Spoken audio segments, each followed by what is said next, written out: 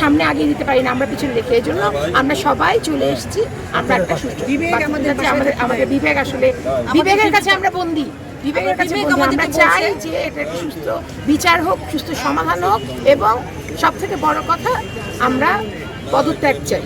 প্রথম কথা পদত্যাগের, কিন্তু আমরা কোনো সমষ্টিগত কোনো জাতি হিসাবে, কোনো দল হিসাবে আমরা পদত্যাগ চাচ্ছি না। আমরা মানুষ হিসাবে, আমাদের জাতি হিসাবে, বাংলাদেশি হিসাবে, সন্তানের মা বাবা হিসাবে পদত্যাগ। আপনারা তো পদত্যাগ চাচ্ছেন, তাহলে বিচারটা কার কাছে দিচ্ছেন? নতুন সরকারের কাছে বিচার যাবে। নতুন সরকার কে হবে এরকম প্রশ্ন সেটা জনগণ আরো আছে, আন্তর্জাতিক আছে, জাতিসংঘ আছে, বিভিন্ন আছে।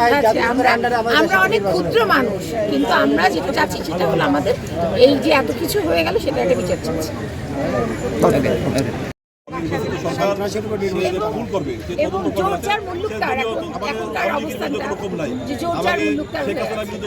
দল থেকে আসি, আমরা সাধারণ মানুষ, সাধারণ জনগণ হিসেবে সেটার ভিডিও ফুটেজ থেকে দেখা যাচ্ছে যে আবু সাইদকে গুলি করা হয়েছে। সেখানে 16 বছরের একটা ছেলেকে বলা হচ্ছে ইট পাথরের আঘাতে তাকে মারা হয়েছে, তাই সেই 16 বছরের ছেলেকে ধরা হয়েছে। এটা কি গণতন্ত্র? এটা কি কোনো আইন হতে পারে? হতে পারে। সুতরাং এখন ছাত্রদের 9 দফার মধ্যে আছে, আগামীকাল থেকে অসহযোগিতা সরকারের যত ধরনের অসহযোগিতা আপনারাও আপনাদের পেশাগত আপনারা নিজেরাও তো সন্তানের বাবা, সরকারকে কোনো ট্যাক্স দেবেন না, সরকারের সমস্ত ধরনের অসহযোগিতা করবেন। যদি ত্যাগের দরকার হয়, তার আত্মত্যাগের দরকার হয় বা কোনো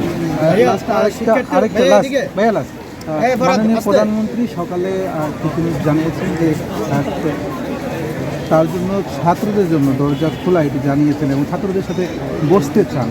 এই বিষয়টা আপনি কীভাবে দেখছেন? সরকার প্রধান যারা আছেন বা ঊর্ধ্বতন কর্তৃপক্ষ যারা আছেন তাদের উচিত যে ছাত্রদের সাথে বসা বা এই বিষয়টাকে সমাধানের জন্য এগিয়ে আসা। তো এরকম যদি কোনো আহ্বান থাকে সেটাকে আমরা সাধারণ নাগরিক সবাই স্বাগত জানাই। তবে এটা আসলে অনেক তাড়াতাড়ি হওয়া উচিত বা এটা বন্ধ হওয়া উচিত। এই ধরনের নির্বিচারের যে ব্যাপারগুলো, যে ঘটনাগুলো, অনাকাঙ্ক্ষিত ঘটনাগুলো ইমিডিয়েট বন্ধ করা উচিত এবং সম্পূর্ণ স্বাভাবিক অবস্থা ফিরে আসার প্রতিশ্রুতি দেওয়া উচিত। ছাত্ররা মনে করছে যে সরকারের নির্দেশেই এই ছাত্রদেরকে খুন করা হয়েছে। তো তাদের একটা দাবি যে সরকারকে পদত্যাগ করতে হবে। আপনি কি তাদের সাথে একমত কিনা? আমি তো এই বিষয়ে এভাবেও বলতে পারি না, যেহেতু আমি শিল্পী। আমি আন্দোলনের তাদের মৌলিক অধিকারের প্রতি আসলে শিল্পীদের সম্পূর্ণ সমর্থন, কিন্তু এর ভিতরে যদি অন্য কোনো বিষয় থাকে বা অন্য কোনো কিছু থাকে সেটা আমি।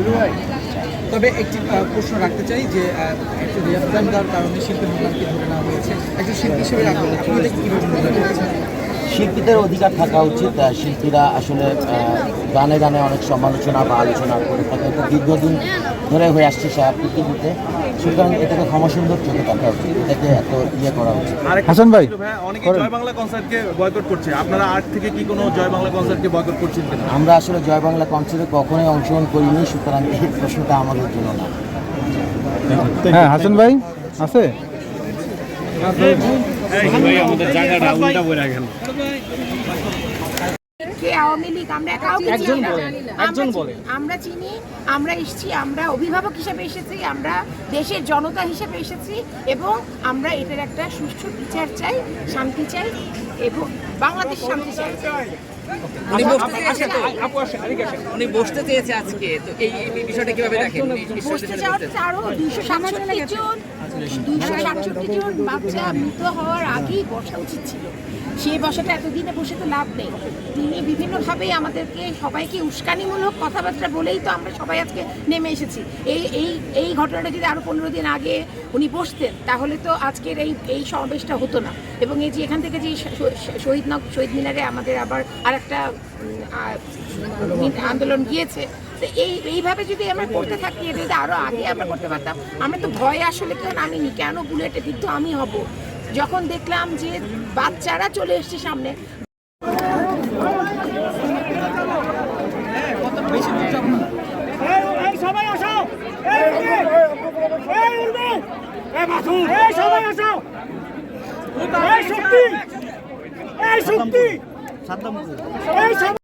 আগুন জ্বালো।